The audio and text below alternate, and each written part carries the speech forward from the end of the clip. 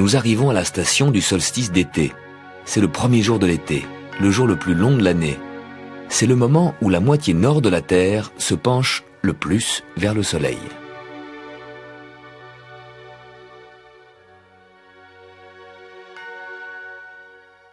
Le Soleil s'est formé par la condensation d'un nuage interstellaire fait de gaz et de poussière. De plus en plus de matière s'est condensée au centre de cette masse en rotation.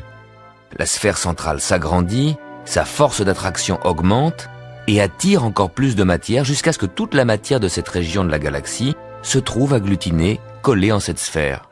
Toute la matière, sauf 1/1000, les planètes, 9 petites sphères qui tournent autour de notre Soleil. Mais 999 millièmes de la masse du système solaire, c'est le Soleil à lui tout seul. Et le système solaire, finalement, c'est le Soleil et des poussières.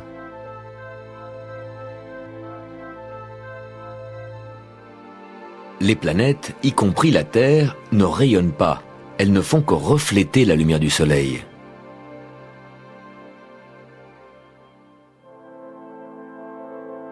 Le rayonnement du Soleil apporte à chaque mètre carré de la Terre l'énergie d'une douzaine d'ampoules de 100 watts. Le Soleil rayonne chaleur et lumière depuis plus de 4 milliards d'années. Comment fait-il? Il est très grand.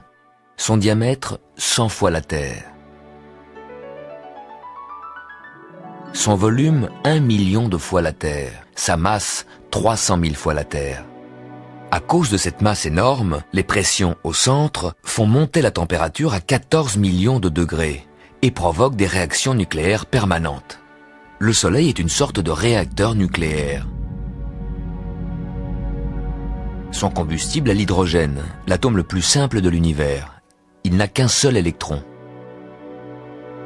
À la suite de fusion nucléaire, les atomes d'hydrogène deviennent des atomes d'hélium en dégageant une énergie énorme.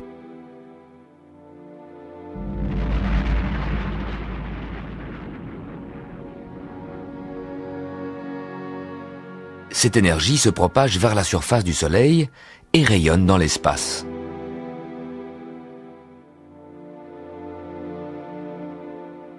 Le Soleil nous envoie des rayons de toutes sortes, des particules électromagnétiques, des rayons de lumière, mais surtout de la chaleur. En 1 heure, le Soleil fait fondre une plaque de glace de 1 cm d'épaisseur. Mais le Soleil ne rayonne pas uniquement vers la Terre, il rayonne tout autour de lui. C'est donc une immense sphère de glace de 1 cm d'épaisseur que le Soleil pourrait faire fondre en 1 heure. Si on comprimait cette sphère, ça donnerait un bloc de glace d'1 kilomètre que le Soleil ferait fondre en 1 heure. Sur les planètes plus proches du Soleil, Mercure et Vénus, il fait plus chaud. Posé sur Mercure, notre bloc fondrait en quelques minutes. Le rayonnement du Soleil diminue avec la distance. Dans l'environnement de Saturne, moins 200 degrés. Ces anneaux sont en fait des blocs de glace.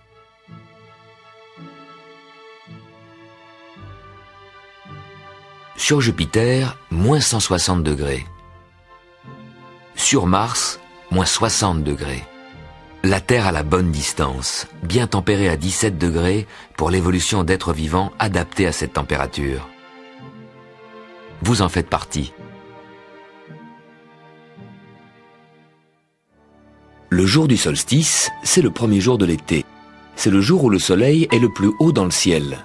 Le jour où il décrit sa plus longue trajectoire. Le jour le plus long de l'année. En hiver, quand le Soleil est bas, les rayons du Soleil pénètrent loin dans la pièce. Puis de jour en jour, les rayons du Soleil entrent par la fenêtre avec un angle de plus en plus vertical, au fur et à mesure que le Soleil a grimpé plus haut dans le ciel. Vu de l'espace, voilà ce qui se passe.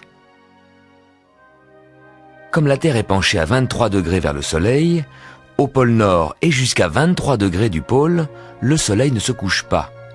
Cette ligne, c'est le cercle polaire. 24 heures de soleil le jour du solstice d'été. S'il fait beau, là-haut dans le Nord.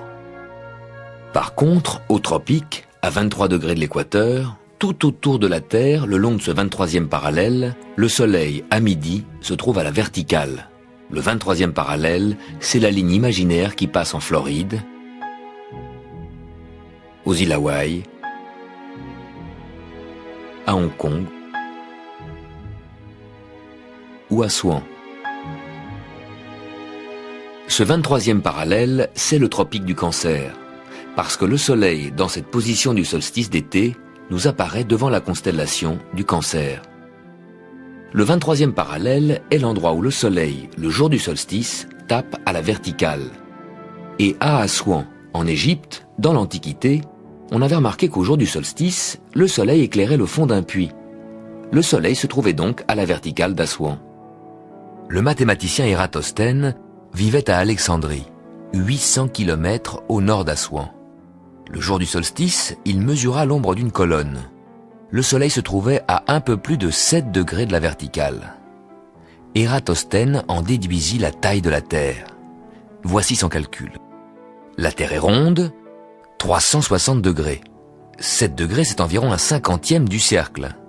Pour avoir un cercle complet, il faut multiplier cet angle par 50. Par conséquent, la distance Assouan-Alexandrie, 800 km, il faut la multiplier par 50 pour avoir le tour complet de la Terre. 800 km multiplié par 50, 40 000 km. C'est bien la circonférence de la Terre telle qu'on l'a mesurée 2 millénaires plus tard. 7 degrés, 1/50e du cercle, 800 km multiplié par 50 égale 40 000 km. Le compte est bon. Mais au cours des siècles, on a complètement oublié ce raisonnement simple. Et quand Christophe Colomb voulut trouver une nouvelle route des Indes, il dut recommencer à zéro et convaincre ses commanditaires des dimensions de la Terre.